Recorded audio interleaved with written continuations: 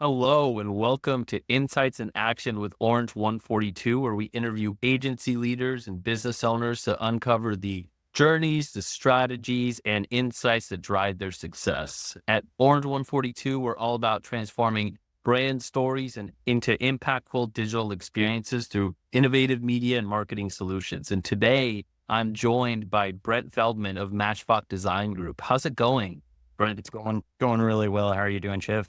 I am good. I'm good. We're getting started here in the morning. It's a little bit, later in the morning, but we're still getting started. Brent, I'd love to just start this off by hearing a little bit more about your background and Matchbox Design Group's background. Absolutely. It was myself and a business partner who started the company basically 18 years ago now. So it's been quite a while. We started from two kind of very different backgrounds. My business partner on the architecture side, he was actually doing architecture and engineering. He was actually a CAD manager. And then I was a marketing associate at a ready to assemble sort of furniture group about an hour away from the city or where I'm at right now. And it was our dream to have an agency. And so it was a thing where he had some clients on the side. I had done a lot of design work on the side. We both had design and development capabilities. So we really just put our heads together and started the business. The big catalyst, though, for actually moving the business forward and getting into a more full-time role was actually me getting let go from a job. Unfortunately, the where I was a marketing associate, they were having troubles as a company, and it was literally the best news I could have ever gotten because it was definitely the catalyst that sent me forward in our business, having the full time to be able to devote to it. Yeah, that was Wow. a lucky firing? That's weird. Yeah. I guess I'm letting go is a layoff, but still, yeah. yeah. I'm sure in the moment it probably didn't feel like that, right? It never feels good to get let go, but now looking back on it, it's probably this, wow, if it wasn't for this insane event that happened in my life, I wouldn't be where I am today. Oh, totally. Actually, the weird part about it, I was walking in with a resignation letter and I Oh, actually crumbled it when they told me that they were giving me 2 weeks of severance. I was like, oh, instead of leaving and not getting anything, now I'm going to get 2 weeks for free to leave. All right, cool. They crumpled it up. Not kidding. It was crazy. that's insane. Wow. What a synchronicity that happened. That's kind of crazy. Well, and that part kind of sucks too in its own way, just because when when a company isn't doing well or when the economy isn't doing well and companies are looking at departments to let go, marketing is always the first to go. And it's wrong, I think, because I think you should expand when others contract, but it's always marketing that they look at. Yeah, definitely. I was having this conversation with somebody just yesterday, and I feel like it's the difference between looking at your marketing or marketing and sales efforts, however you want to kind of line this up, as an expense rather than an investment. And Yeah. that is where, for any business, truly what you do in marketing is an investment in your future opportunity. And if you're not creating a return on that, you're probably doing something wrong with your marketing. But really, that is there to drive return for your company, not just necessarily be a line item that you have to reconcile. Yeah, exactly. And what other market do you get insane returns like advertising? If you look at the S&P 500, over the last 50 years, it's averaged a 10% increase, which is still good. Don't get me wrong. But marketing is the only investment vehicle where you can put $1 in and get three, four, even $10 back, which is if people start to look at marketing as more of an investment rather than expense, like you're saying, it'll change the game. Totally. All right. We got to get the word out there. This Yeah, is the right. way to do it. Yeah. Yes, exactly. Yeah. So Matchbox Design Group is all about practical marketing solutions. And in an industry where practical can sometimes be overlooked for flashy or trendy, how do you guys define what's practical for each client? And how do you ensure that's integrated into your team's approach? Yeah. Well, I'll try to package this neatly, but it was really when a friend of mine who was doing some branding for us, he was like assessing what our clients were saying about us. He was like listening to our own internal team talk about our brand and who we were. And really the advice and feedback that he had was, he was like, if I'm comparing you guys to a car, he was like, you're actually really like a Honda Accord.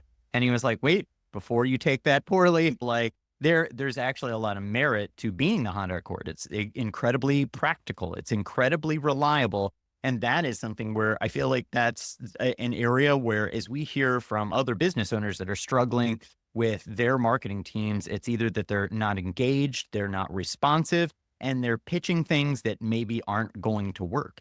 And where we're setting ourselves apart is that we think that marketing should be practical. It should be something that exactly is an investment in your future, in the bottom line, and really making sure that we're presenting solutions that just overall make sense. And so that's why setting ourselves apart by being practical is something that we feel like is hopefully really logical, rational. I love that. I love that because you do see a lot of agents, and there's nothing wrong with it, but you do see a lot of agencies rely on their flash. Like, this is what we do, and we're unique and all of that stuff. And I think every agency has its unique selling points, if you will, but your guys is relying on practical, especially in a world now where there is a little, we went through this phase, everybody was starting a marketing agency. Now everybody's starting a lead gen agency for marketing agencies. And so what happened was the barrier of entry was so low. And so that created a lot of distrust, especially for people like yourself who have been in this for a while, who can get results. And so I think the falling back into, hey, we're a practical marketing agency probably does so much in that regard. Definitely. Yeah. We'd like to hope so. We're appealing to that rational sensibility and hopefully really the emotional side of wanting to make sure that there's a partner there that is actually going to listen, put rational, reasonable things in place in order to help growth. And so your agency specializes in SEO, WordPress design, and development at scale and web app development, right? But Mhm. could you share a little bit about how you balance these services under one roof? What's unique about your approach to integrating these for maximum impact? Yeah, definitely. It's a good question, but also maybe really complex in how I could approach answering that. The thing is, like, all of these services definitely work together. And I think the thing that makes us stronger as a team is the fact that you can be great at advice and recommendations, but if you can't do the implementation of it, unfortunately, that will set your agency behind the curve. And so, what we want to make sure that we're able to bring to the table is not only having the advice, the expertise, the strategy, but whether it be a digital marketing campaign, whether it be fixing UI UX issues, whether it be wiring up an ERP system, our team has the technical knowledge, expertise, and skill sets to weave all those together.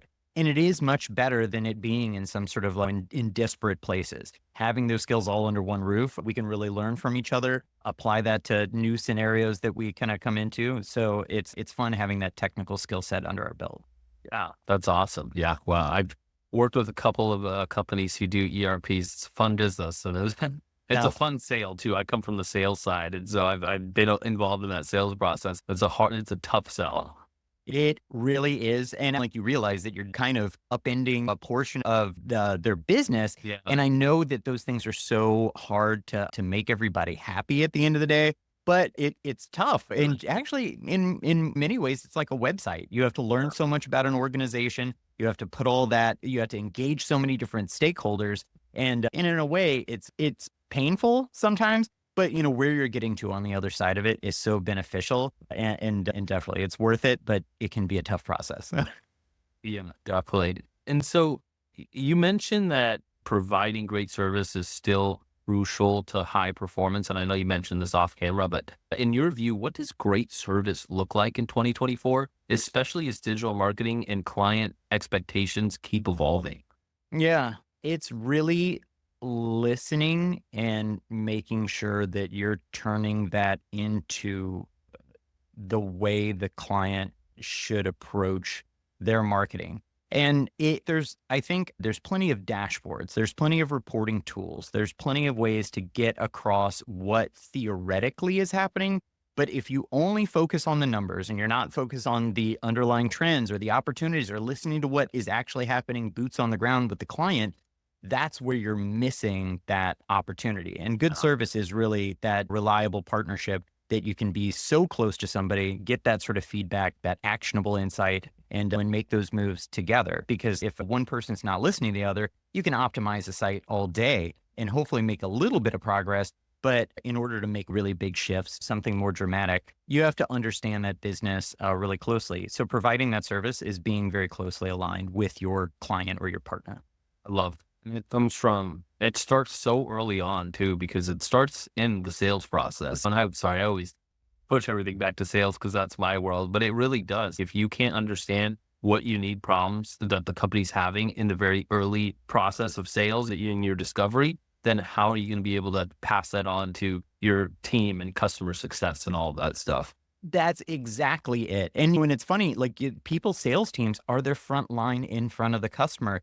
You're going to hear about all the challenges that they run into. So, all right, cool. How do we translate that into FAQs so we can solve those future client problems? The sales team is also understanding, is our pricing model working? Should we also understand a little bit better about how we can address the client's needs? And maybe we can say, oh, are we cross-selling effectively enough? So all of those things will be driven by insights from the sales team. So you're totally right. Talking to sales is a wonderful insight into your customers eventually. Yeah, Yeah. definitely.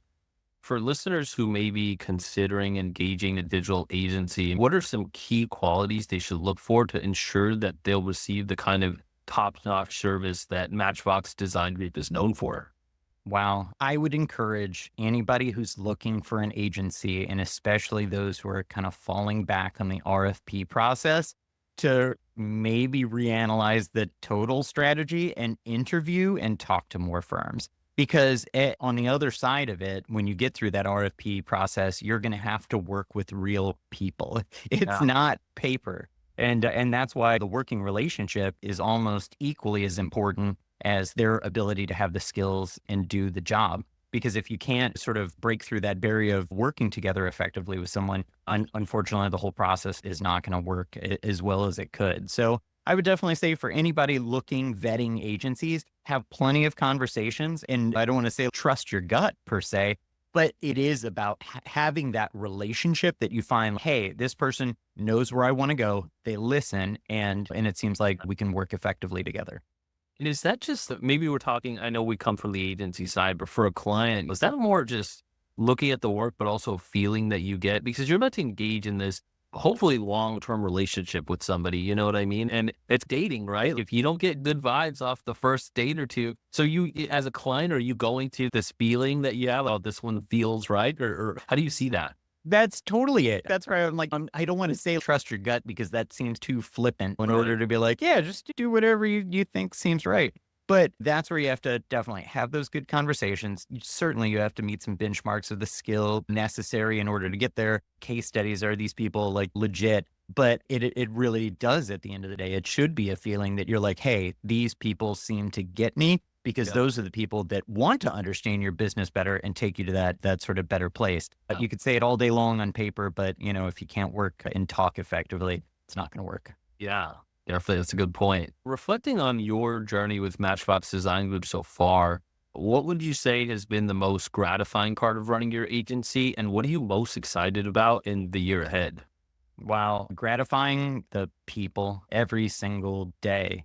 Really just being impressed by the team that we've got. And yeah, and like actually probably nothing other than that. Being able to work with such a talented group of people day in, day out, and when hearing positive client feedback. We just had a client the other day send us in a wonderful note, and they were like, where can we give you a big testimonial? And we're like, oh, that's fantastic. And it's flattering. And you don't think of those things. You're not outwardly asking for them all the time. But when somebody's like, they want to give you that, that must mean that you've made an impact, and that feels really special. And then what are we looking forward to? I would say it's definitely growth in the next year. We've added some incredibly capable team members this year. Looking forward to all the kind of new capabilities, skill sets, ideas that we're bringing to the table. And yeah, just really looking forward to, yeah, honing in this team and continuing to grow.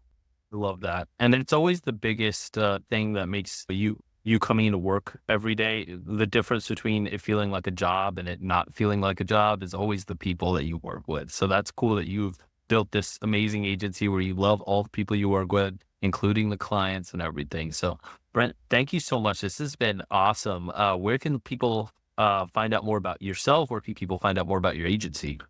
Feel free to connect with me on LinkedIn, Brent Feldman. I should hopefully rank up there in LinkedIn, or you should see me by Matchbox Design Group. And then just matchboxdesigngroup.com. I also have another podcast, not to direct anything Oh, away please from do. this podcast, but everybody loves consuming more and more podcasts, and there's Yeah. just so much good advice and information. And I, just like you, love having these kind of conversations with other business owners and marketing agency owners. It's a joy because you can learn so much through these kind of conversations. Ours is called Mix and Matchbox. But yeah, those are probably the best ways to get in touch or hear more.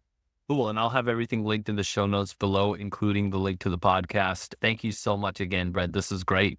Yeah, definitely. Thank you so much for having me. It was great to be on. I appreciate it. Yeah.